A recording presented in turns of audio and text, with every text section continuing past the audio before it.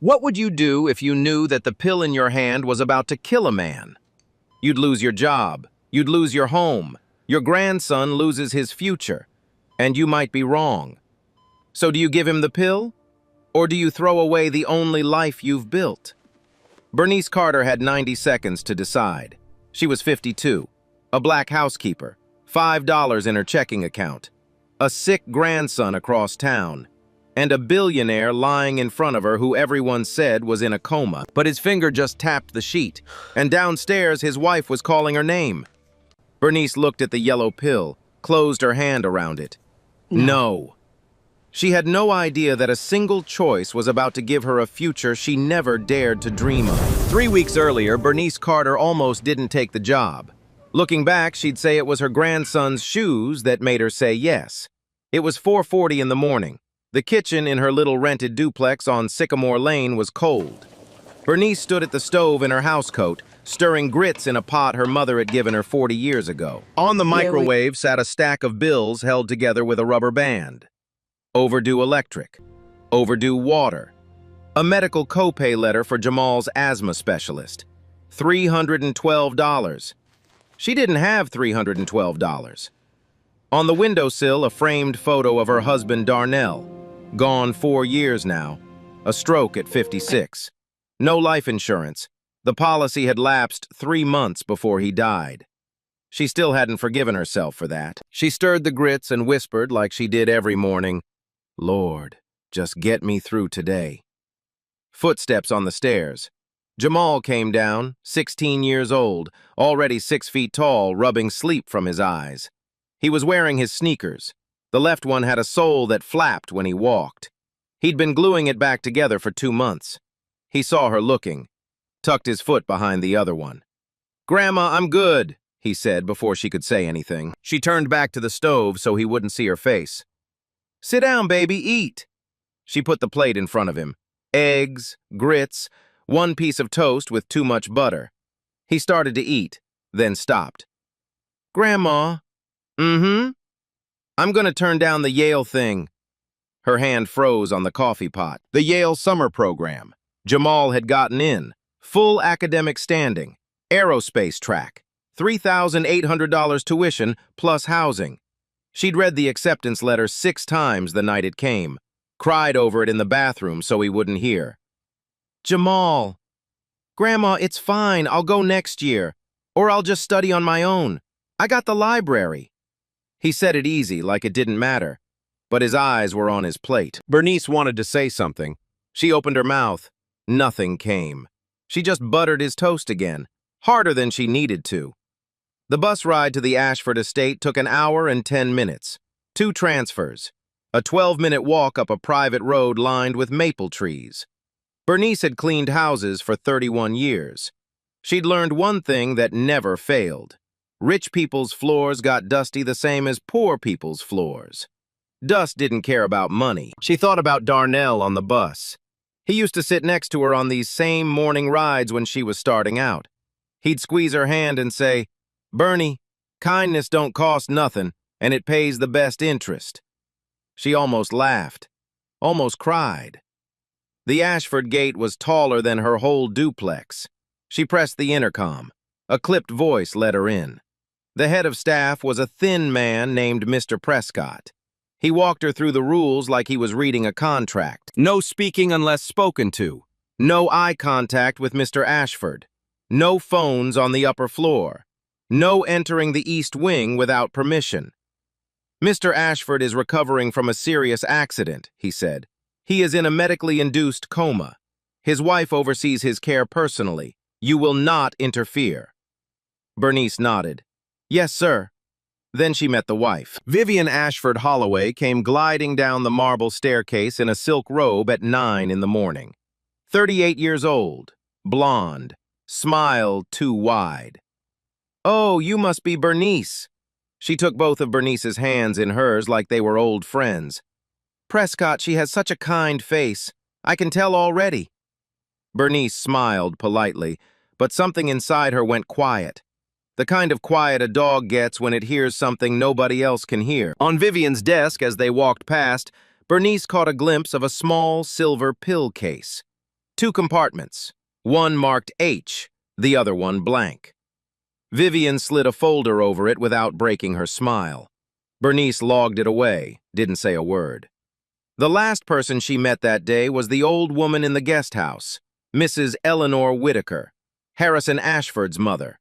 89, silver hair pinned back, hands folded on her lap, eyes sharp as glass. She lived alone in the small cottage behind the main house. Bernice brought her tea on a tray. Mrs. Whitaker looked up when Bernice walked in, and something in her face broke, just for a second, like she'd been waiting a long time for somebody. "What's your name, child?" "Bernice, ma'am. Bernice Carter." The old woman's eyes went wet. "You have honest eyes, Bernice Carter." She reached out and squeezed Bernice's wrist. Weak fingers, strong grip. "Please, watch over my boy, please." Bernice didn't understand the words, but she understood the grip. "Yes, ma'am," she said softly. "I will." That night on the bus home, Bernice thought about the pill case, the too sweet smile, the old woman's wet eyes. She thought, something ain't right in that house. Then she thought about Jamal's shoes, the flapping sole, the Yale letter in the drawer. And she thought, but I need this job, Lord, I need this job. She pulled out her flip phone and texted her grandson, "On my way home, baby. Be there in an hour." She didn't know it yet, but in 21 days at 2:14 in the morning, in that exact house, she was going to have to choose between that job and a man's life. And kindness, she'd learn, has a way of circling back. 21 days passed, and Bernice started noticing things she wasn't supposed to notice. Every morning at 7 sharp, Dr. Elaine Brooks came to give Harrison his medication. A small white pill, scored down the middle. Bernice had seen it once when she was dusting the medical cart. Every evening at 7, Vivian gave him the second dose. But Vivian never let anyone else in the room when she did it. Not the nurse, not even the doctor. And every time Vivian came out of that bedroom, she'd pause at the door, close her eyes, and exhale. Slow. Long. Like a woman setting down a heavy bag. It didn't look like grief, it looked like relief. Bernice told herself she was imagining things. Rich people were just different, that's all. Then came the storm. A nor'easter rolled in from the coast on a Thursday afternoon. Rain sideways, thunder rattling the windows. The estate's power flickered twice before the backup generators kicked in. At 6 p.m., Vivian came down the staircase in a tailored coat, a small suitcase behind her. "Bernice, sweetheart, I've got an emergency board meeting in Manhattan. I won't be back until tomorrow morning." She held out a small orange pill bottle. "At 2 a.m. exactly, you'll give him one of these. One, with water. He won't wake up. He's still in the coma, but this keeps his heart rhythm stable." Bernice took the bottle, looked at the label. The label was printed crooked. The ink was smudged at the edge. She'd worked in enough houses to know. Real pharmacy labels don't smudge. "Yes, ma'am," she said. Vivian smiled that too sweet smile, touched Bernice's cheek. "You're a lifesaver, really." Then she was gone. At 11 that night, Bernice's phone buzzed in her apron pocket. It was Jamal. "Grandma." His voice was thin, wheezy. "I can't. The inhaler's empty. Pharmacy's closed. Bernice's chest went tight. She pressed the phone hard against her ear.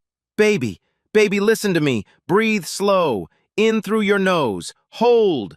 Out through your mouth. You hear me?" Yeah. "Where's Miss Diane?" "Next door."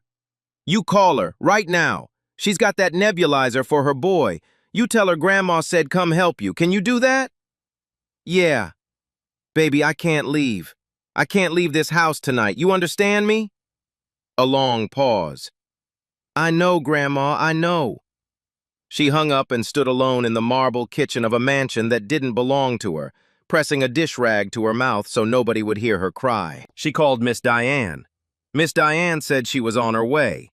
Then Bernice wiped her face, washed her hands, and went back to work, because that's what you do. 1:50 a.m. The house was silent except for the rain. Bernice stood in the kitchen preparing the tray. water glass, napkin, pill bottle. She opened the bottle, shook one pill into her palm, and stopped. The pill was oval, pale yellow, no markings. She stood there for a long time with it in her hand. Yesterday morning, she'd been dusting the medical cart. She'd seen Dr. Brooks's medication pill, small, white, scored down the middle. This wasn't that pill. Her mind started going somewhere she didn't want it to go. She remembered something else. 2 days ago, she'd been mopping the hallway outside Vivian's study. The door was cracked. Vivian was on the phone. Once the neurologist signs the irreversibility certificate, the trust executes automatically, 3 weeks at most. At the time, Bernice had thought, rich people business, none of mine. Now the words echoed back with a different meaning, a heavier meaning. She looked at the yellow pill. She looked at the crooked label, and she whispered very quietly, "Lord, tell me I'm wrong." She carried the tray upstairs, pushed the bedroom door open with her hip. Harrison Ashford lay still, IV drip in his arm, oxygen tube under his nose. The machines beeped soft and steady. The room smelled like antiseptic and Vivian's perfume. Bernice set the tray on the nightstand, looked at the man in the bed. 61 years old, thin, pale, lines around his mouth, a stranger. She said quiet, "Mr. Ashford, sir, it's Bernice. I'm here to give you your medicine." Nothing. She reached for the pill, and his hand moved. Slow, like it weighed 100 pounds. His palm turned up, open, empty. Stop. Bernice froze. She leaned down close. Her heart was hammering. "Sir, can you hear me?" His finger tapped the sheet. Twice. Bernice's knees almost gave out. She looked at the pill in her other hand, the yellow pill, the wrong pill, the one with the crooked label. She thought about Jamal, wheezing over the phone. She thought about the Yale letter, the $312 copay, the flapping sole on his sneaker. This job, this roof, everything. Then she looked at the man in the bed, at his open palm, and she said, so soft only God could hear her, "All right, sir. All right. I got you." Bernice had 90 seconds before the house security camera in the hallway would cycle back to this door. She knew because she'd been cleaning that hallway for 3 weeks. She pocketed the yellow pill, slipped it deep into her apron. Then she opened her little coin purse and took out a sugar-free mint, the kind she carried for her dry throat. She crushed it between 2 spoons, stirred the powder into the water glass until it dissolved, set the glass on the nightstand, untouched, full. Her hands were shaking so bad the spoon clinked against the glass. She pressed her palms flat against her apron to still them. She leaned down close to Harrison's ear. "Sir, I ain't gonna give it to you. Something ain't right. If I'm making sense, tap your finger." 2 taps, deliberate, slow. Bernice's eyes filled. She didn't know why. Maybe because for the first time in 4 years, somebody was trusting her with something bigger than a mop. "All right," she whispered. "All right, you hold on. I'm gonna figure this out." She needed proof, because she knew how this story could go wrong. A black housekeeper accuses a white billionaire's wife of poisoning him? Without proof, she'd be arrested by breakfast. Jamal would go into the system. She'd never clean another house again. She needed proof. Tonight, before Vivian came home. She slipped down the hallway in her soft shoes. The house was still, just rain on the windows. Vivian's study was unlocked. The silver pill case sat on the desk where she'd always left it. Bernice pulled out her flip phone, the cheap one from the gas station. She opened it, tapped the camera. Click. The pill case from the top. Click. Open, showing both compartments. White pills in the one marked H, yellow pills in the blank one. Click. The crooked label on the bottle she'd brought up. Then she went to the medical cart in the hallway. Dr. Brooks's bottle was there, neat pharmacy label. She unscrewed the cap. One small white pill, scored down the middle. She laid the white pill next to the yellow pill on the cart, took a picture of them side by side. Then she dropped her phone. It clattered on the marble.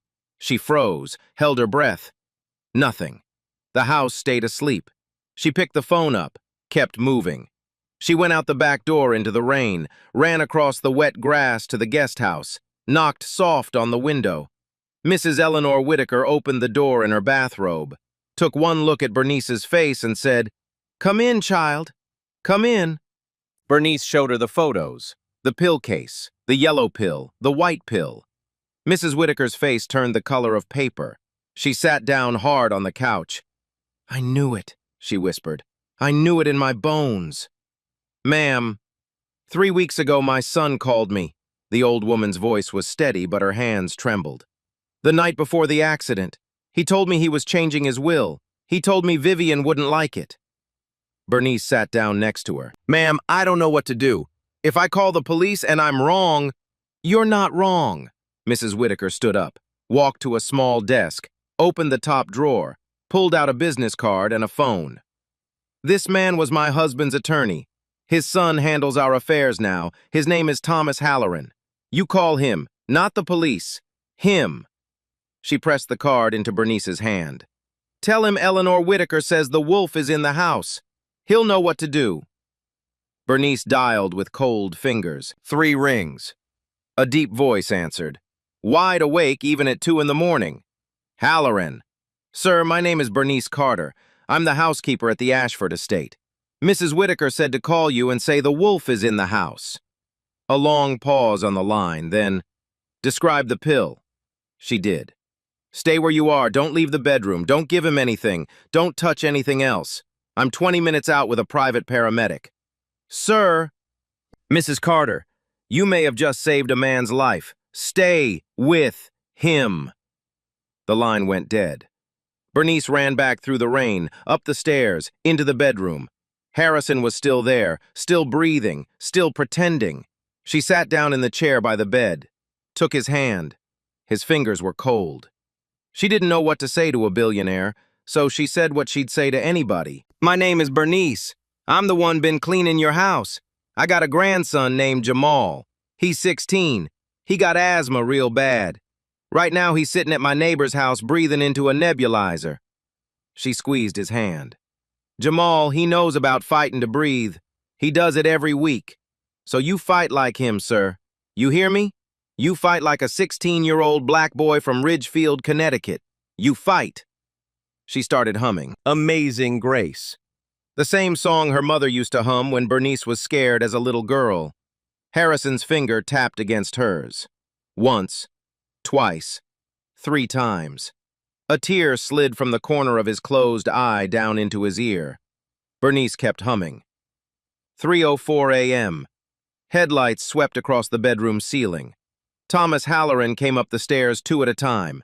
60 years old, white hair, the kind of man who walked like he owned the weather. Behind him, a private paramedic with a medical bag. Behind her, a woman in a dark coat who flashed a badge. Detective Ruth Donnelly. Off the books. Halloran looked at the tray on the nightstand. The untouched water glass. The empty pill bottle. Bernice sitting there still holding Harrison's hand. He looked at her for a long moment. "Mrs. Carter," he said quietly, "show me." She showed him the pill, in her apron pocket, pale yellow, wrapped in a clean tissue. Halloran closed his eyes for 1 second. "Open them." "Bag it," he told the detective. The paramedic went to work, pulled blood, checked vitals, read the monitors. She looked up at Halloran. "His heart rate and respiration are suppressed, but this isn't coma. This is sedation. Heavy sedation. He's been getting hit with something for weeks." She looked at Bernice. "Ma'am, if you had given him that pill tonight on top of what's already in his system, he would not have woken up." The paramedic stood. "We're transferring him. Private clinic. Now." They wheeled Harrison out on a gurney. The rain had stopped. The sky was that gray-blue color right before dawn. Halloran stayed behind a minute, turned to Bernice in the empty hallway. "Mrs. Carter, do you understand what you just did?" Bernice was standing there still holding her empty tray. She looked down at it, looked at him. "Sir," she said, "I just didn't give him the pill." Halloran stared at her. Then slowly he smiled. The kind of smile a man gives when he realizes God has been in the room the whole time. "Yes, ma'am," he said. "You did." She thought the hardest part was over. It wasn't even close. Dawn came gray and cold. Bernice rode the bus home with her apron still on. Her hands still smelled like antiseptic. She opened the front door. Jamal was asleep on the couch. Miss Diane's nebulizer sat on the coffee table beside an empty juice box. His breathing was steady, slow, normal. Bernice stood in the doorway and watched his chest rise and fall, rise and fall. Then she went into the kitchen, pressed a dish towel against her mouth, and cried for 20 minutes straight. The kind of crying that comes from a place so deep it doesn't make a sound. She wasn't crying about the pill. She was crying about everything. About Darnell, about the shoes, about the Yale letter in the drawer, about a world that asked so much from people who had so little. When she was done, she washed her face, made coffee, and waited. The call came at 2 that afternoon. Harrison was stable, transferred to a private clinic outside Hartford. Blood work confirmed benzodiazepine compounds at 3 times the safe threshold. The yellow pill wasn't medication. It was a sedative. One more dose on top of weeks of accumulation would have caused respiratory arrest. They would have called it a tragic complication of his coma. Nobody would have questioned it. Detective Donnelly had opened a formal investigation. Vivian had not been informed. Surveillance was in place. Halloran told Bernice all of this on the phone. She sat at her kitchen table and listened. Didn't say much. "Ma'am," he said, "you need to know. This woman tried to murder her husband, and you stopped it." Bernice looked at Darnell's photo on the windowsill. "I just didn't give him the pill, sir." The next day, Halloran came to her duplex. He looked strange in her kitchen. His suit probably cost more than her car. He sat at her table anyway, didn't seem to mind the wobble in the leg. He set an envelope in front of her. $50,000 from a discretionary account.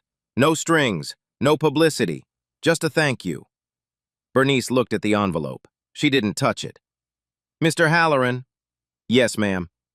"I appreciate it, I do, but I can't take that." He tilted his head. "Sir, if I take money for what I did, it stops being what it was. It just becomes a job I got paid for. And it wasn't a job, it was the right thing." Halloran sat quiet for a long time. Then he smiled. That same slow smile from the hallway. "Mrs. Carter, you are a rare woman." He slid the envelope back into his coat, but before he left, he placed something else on her table. A small leather card holder, old, worn soft at the corners. Embossed on the front, a silver compass rose. "Hold on to that for me," he said. She picked it up, ran her thumb across the compass. "What is it?" "You'll know when the time comes." He walked out into the afternoon. She watched him go, then she looked at the card holder in her hand. She didn't understand what it meant, not yet, but something in her chest told her Darnell's old saying was about to come true. Kindness pays the best interest. She kept noticing things she wasn't supposed to notice, and somebody, somewhere, was noticing her. Halloran had told her to go back to work, keep the routine normal, act like nothing happened. So Bernice rode the bus up that private road every morning and cleaned the Ashford house like she always had. Vivian came back from Manhattan the next day. Same smile, same perfume, same voice like warm honey poured over something sharp. "How was last night, Bernice? Everything smooth?" Bernice kept her eyes on the mop. "Yes, ma'am. He slept right through. Peaceful." Vivian's smile held, but her left hand tightened around her coffee cup. Just a fraction. 9 days passed. 9 days of mopping and dusting and pretending. And then the small things started. A black town car began appearing at her bus stop in the morning. Same driver every day. He'd give her a polite nod through the window. Never spoke, never got out. She told herself it was coincidence. Mrs. Eleanor Whitaker invited her to tea in the guest house. Not once, 3 times. She asked about Jamal. What did he study? What did he love? What were his dreams? Bernice told her about aerospace engineering, about the Yale program, about the boy who glued his own shoe back together because he didn't want his grandma to worry. Mrs. Whitaker listened, wrote something in a small leather notebook. Didn't explain why. And on the shelf behind her, Bernice noticed something that made her breath catch. A framed photograph. Old. Black and white. A young man in his 20s holding a small leather card holder. The same silver compass rose on the front. The same one sitting on Bernice's kitchen table at home. She didn't say anything, but her hands went still in her lap. Something else changed, too. The way people talked to her. Mr. Halloran, on his second visit, called her Mrs. Carter. Not Bernice, not ma'am. Mrs. Carter. Like she had a title. The new doctor, Dr. Anwar, who had replaced Dr. Brooks, greeted her at the door one morning and said, "Mrs. Carter, a pleasure. I've heard a great deal about you." Bernice stopped walking. Heard? From who? He just smiled and held the door open. She walked through it thinking, something is happening, something bigger than me, and I can't see the shape of it yet. 2 weeks after the storm, Bernice Carter was called into a room she had never been allowed to enter. And the man sitting at the head of the table, she was never supposed to meet him awake. It started with a phone call. Friday morning, 10 o'clock. Bernice was wiping down the kitchen counter when her flip phone buzzed. Halloran. "Mrs. Carter, a car is coming for you and Jamal in 1 hour. Dress comfortably. You are safe. Trust me." "Mr. Halloran, what is this about?" "1 hour, Mrs. Carter." The line went dead. She called Jamal's school, pulled him out of third period. He came home confused, still carrying his backpack. "Grandma, what's going on?" "I don't know, baby, but put on a clean shirt." The black town car pulled up at 11 sharp. Same driver, same polite nod.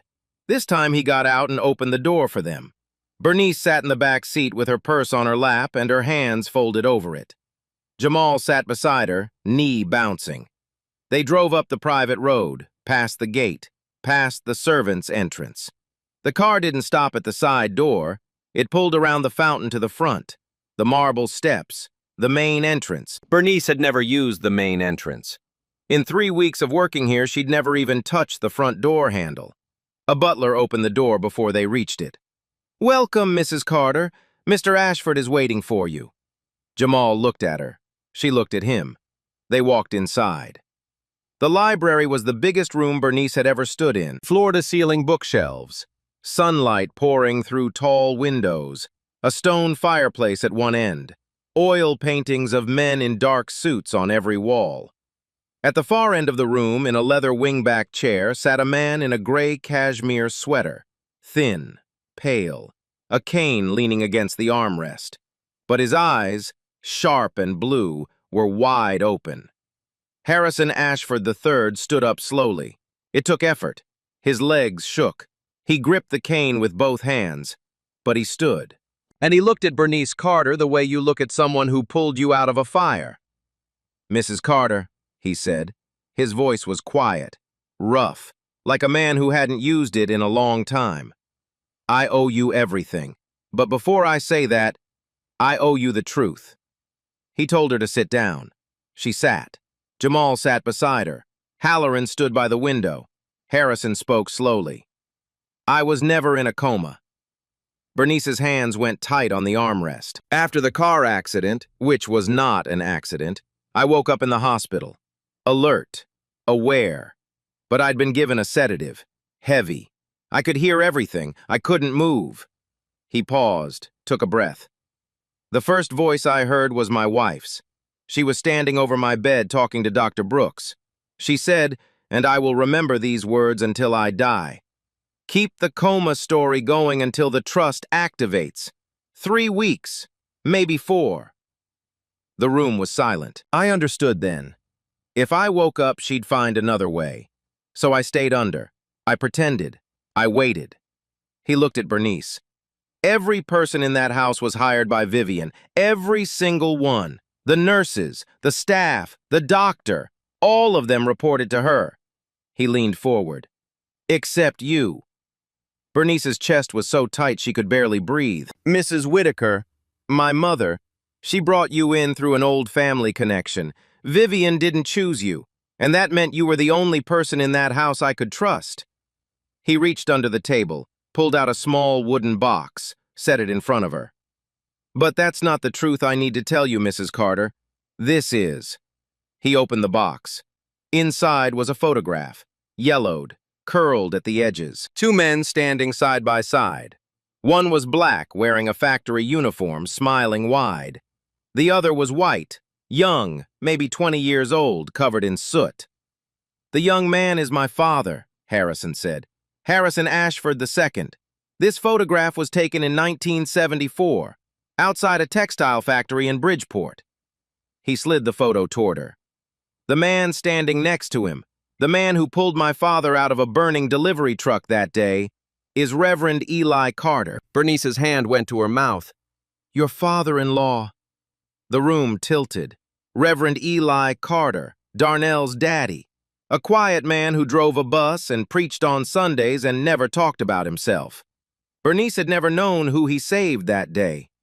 Darnell used to say his father was a quiet hero. She'd smile and nod and think it was just a son loving his daddy. "Reverend Carter refused any reward," Harrison continued. "He told my father one thing, one sentence. My father repeated it every year on his birthday until he died." Harrison's voice cracked. He said, "Young man, just remember, kindness travels. You'll know when it circles back." Harrison looked at her with wet eyes. "My father told me, when a Carter comes back into our lives, you treat them like blood." He reached across the table and placed his hand over hers. "Mrs. Carter, I didn't know who you were when my mother hired you, but when Halloran ran your name, when I saw Carter, I knew God sent you, the same way he sent your father-in-law 50 years ago." Bernice was crying. She couldn't stop. She kept pressing her hand to her mouth, but the tears just came. Jamal beside her was perfectly still. Then he spoke, quiet, steady. "Grandma, you always said Grandpa Eli was watching over us." Bernice reached for his hand, held it so tight her knuckles went pale. Harrison Ashford looked at the two of them, the grandson and the grandmother, sitting in his library in their clean shirts with their clean hearts. And he said, almost to himself, kindness circled back. Twice. He didn't offer her money. He offered her something she didn't know she was allowed to want. Harrison sat back in his chair, wiped his eyes with the back of his hand, took a breath. Then he looked at Jamal. "Young man." Jamal straightened up. "Yes, sir. Mrs. Whitaker tells me you want to study aerospace engineering." "Yes, sir, more than anything." Harrison nodded slowly, like he was remembering something from a long time ago. "My father wanted to be an engineer too. Did you know that? He grew up in a mill town, couldn't afford college, built his company with his hands instead." He leaned forward. "He always said if someone had given him the chance, he would have built rockets instead of trucks." Harrison opened a folder on the table. "I am personally establishing the Eli Carter Scholarship Fund, named after your great-grandfather. Full tuition, housing, books, transportation, at any accredited university you earn admission to." Jamal's mouth opened. Nothing came out. "And every summer, a paid internship at our aerospace cargo division. You'll work with engineers who design the planes that move half the freight on the East Coast." Harrison looked at the boy. "But it's not just for you, Jamal. 6 students a year, in perpetuity, from families in Ridgefield and Bridgeport who give more than they receive. Kids who glue their shoes together because they don't want their grandmothers to worry." Jamal's face crumpled. He turned away and pressed his fist against his mouth. His shoulders shook. Bernice put her arm around him, pulled him close. She was crying too, but she was also smiling. The kind of smile that hurts because it comes from a place that's been locked for so long. Harrison turned to her. "Mrs. Carter." "Sir, I know you refused $50,000, and I know why. I respect it more than you'll ever understand." He folded his hands. "So I won't insult you by offering money." He slid a second folder across the table. "Instead, I want to offer you a position on the board of the Ashford Family Foundation." Bernice blinked. The foundation funds community programs across New England, housing, healthcare, education. But it's been run by people who read reports, people who study poverty from a distance. He looked at her. "I don't want someone who studies it. I want someone who's lived it. Someone who sees what the system misses. Someone who knows what it feels like to choose between an electric bill and an inhaler. Bernice was shaking her head, not in refusal, in disbelief. Your job would be to identify families in crisis and decide how to help them. Real help, not paperwork, not committees, direct support. He paused. The salary is $180,000 a year, full benefits, full autonomy.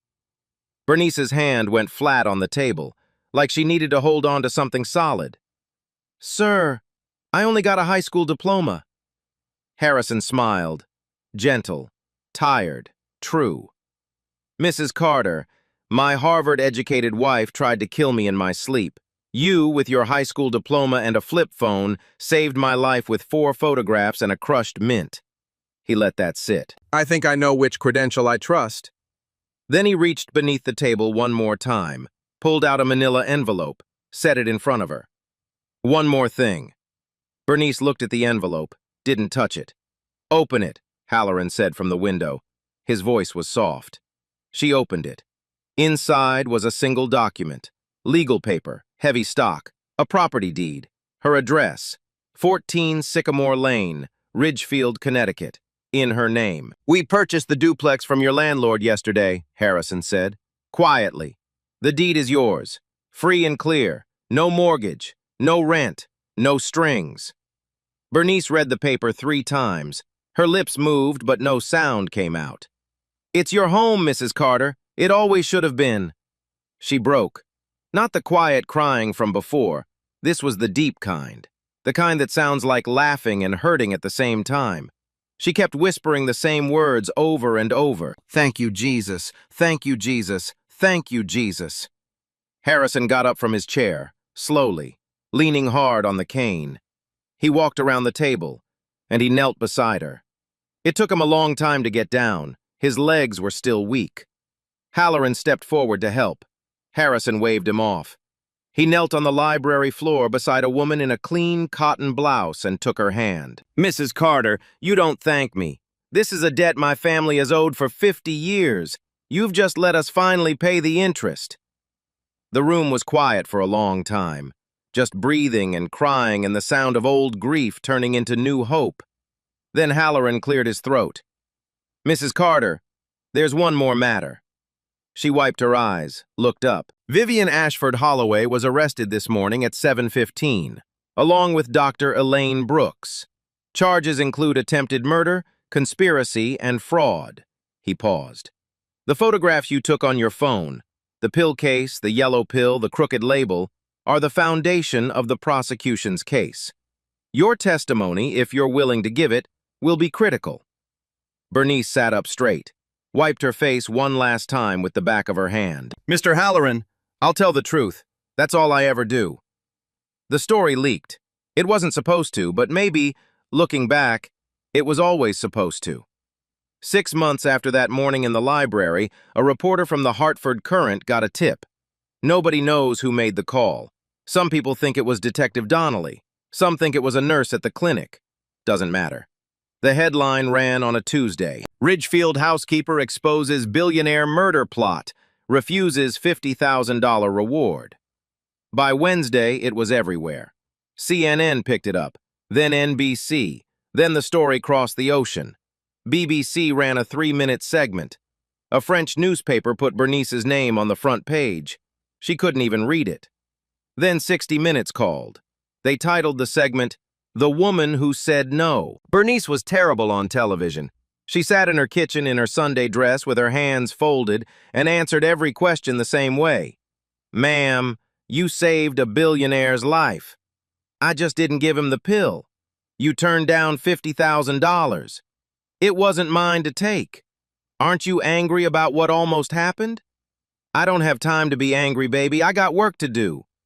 America fell in love with her, not because she was perfect, because she was real. 1 year later, the Ashford Family Foundation published its first annual report under Bernice Carter's direction.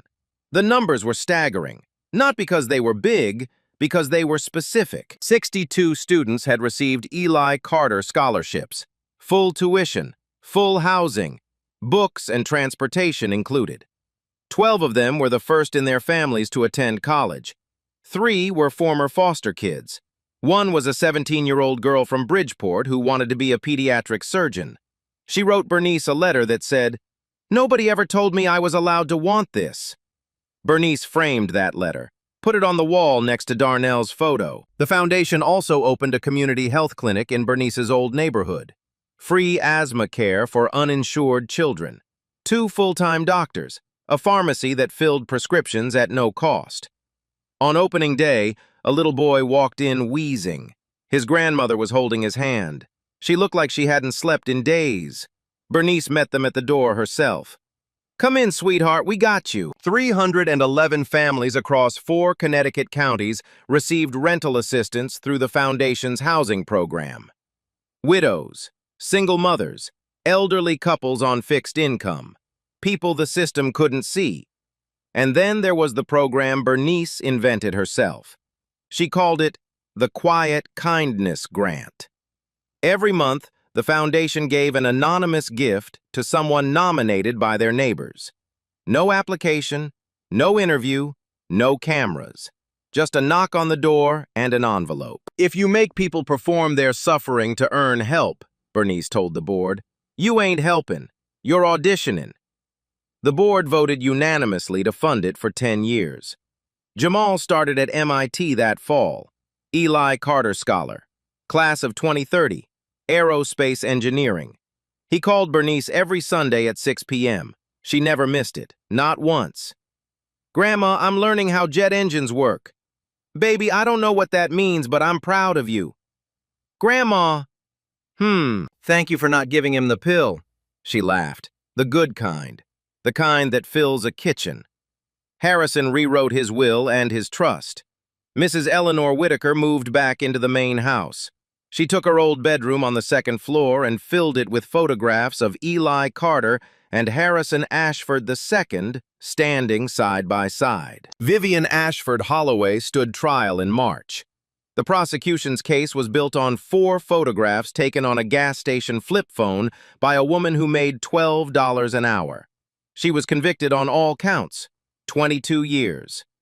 Dr. Elaine Brooks pleaded guilty to conspiracy, 8 years. Harrison established a household staff council at the estate. Every full-time employee received profit sharing and health care. Within a year, 3 other Fortune 500 families adopted the same model. A reporter asked Harrison why. He said, "Because the woman who saved my life made $12 an hour and couldn't afford her grandson's inhaler. That's not a staffing policy, that's a moral failure." And on Christmas morning that year, Miss Diane, the neighbor who'd run across the street in a thunderstorm with her son's nebulizer, found an envelope on her kitchen table. Inside was a letter from a law firm she'd never heard of. Her mortgage had been paid in full, every penny. No signature, no name, just a small card, cream-colored, embossed with a silver compass rose. She held it up to the light, turned it over. On the back, in neat handwriting, 2 words: kindness travels. 2 years later, Bernice Carter was back in a bedroom at 2 in the morning. But this time, she was the one choosing who to save. Not with a pill, with a chair, a blanket, and a hymn. It was January, cold enough to crack the sidewalks. The Ridgefield Community Clinic, the one her foundation built, was warm inside. Soft lights in the hallway, a children's mural on the waiting room wall that Jamal had painted the summer before. Room 4. A young woman sat on the edge of a plastic chair, 26, thin jacket, no ring. Her daughter, 8 years old, braids coming loose, was asleep on the exam table. An oxygen mask over her little face. Asthma attack. Severe. No insurance. No family in the state. The mother hadn't slept in 2 days. Her eyes were red. Her hands were shaking. Bernice walked in carrying a warm blanket and a cup of tea. The woman looked up, startled, scared. "Who are you?" Bernice draped the blanket over the woman's shoulders, set the tea on the side table, pulled up a chair and sat down beside her. "I'm somebody who used to be you, baby."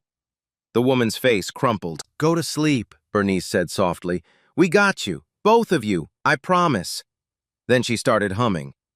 Amazing Grace. The same song, the same melody. 2 a.m., a woman beside a bed. But everything else had changed. On Bernice's wrist, a small silver charm bracelet caught the light. One charm hung from it. A tiny compass rose. Harrison had given it to her on the 1-year anniversary of the storm night.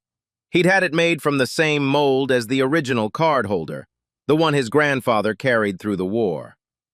For the woman who found her way in the dark, he'd said. They saw each other often now. Once a month, Harrison drove out to the clinic, not in a town car, in a beat-up pickup truck he'd bought just to annoy his accountant. They'd sit on the clinic porch in plastic chairs, drink bad coffee from paper cups, talk about nothing. He called her sister. She called him brother. Neither of them ever explained it to anyone. They didn't need to. Mrs. Eleanor Whitaker passed away that spring, peacefully, in her own bed, in the room with all the photographs. She was 89. She left Bernice a letter, 1 page, 1 line. My son's father was right. Kindness travels. Keep sending it. Bernice read it once, folded it, put it in the leather card holder with the silver compass, and carried it with her every day after that. On the anniversary of the storm night, every year without fail, Bernice drove to Greenwood Cemetery. 2 headstones, side by side. Darnell Carter, Reverend Eli Carter. She'd set a small stone on each one, the way her mother-in-law had taught her. A stone means, I was here. I remember. She'd stand there for a while, let the wind move through the trees, and she'd whisper, Daddy Eli, it came back. It came all the way back. She'd touch the compass on her wrist. And I sent it out again. Quiet, wind, the sound of a life closing its loop and opening a new one. Now let me ask you something, and I want you to really think about it. If you were Bernice, standing in that room at 2 in the morning, $5 in your account, your grandson sick across town, your whole life hanging on 1 paycheck, would you have put that pill down? Tell me in the comments. I want to hear your answer. And if this story moved you, even just a little, hit that like button. Share it with somebody who needs to hear it tonight. Send it to the person who reminds you of Bernice. We all know someone like her. Subscribe and turn on notifications, because next week we're telling another story about ordinary people doing extraordinary things. The kind of stories the news doesn't always catch, but your heart always remembers. Kindness travels. Let's keep sending it. I'll see you in the next one. Bernice Carter held a pill that could have killed a man. She had every reason to just do what she was told, but she looked at that pill and she said no. And that one word changed everything. The words told Bernice her whole life, stay quiet, do a job, you're replaceable. But she listened to something deeper, something her father-in-law left behind 50 years ago when he pulled a stranger from a burning truck and said, kindness travels. That man died never knowing where those words went, but they went somewhere. They lived in how Daniel loved Bernice, in how Bernice raised Jamal. And when it was 2 a.m. and nobody was watching, all of that showed up. They offered her 50,000. She said no. Said, if I take money for it, it stops being what it was. That ain't poverty talking. That's dignity. We all know a Bernice, that woman who holds everything together and never asks for credit.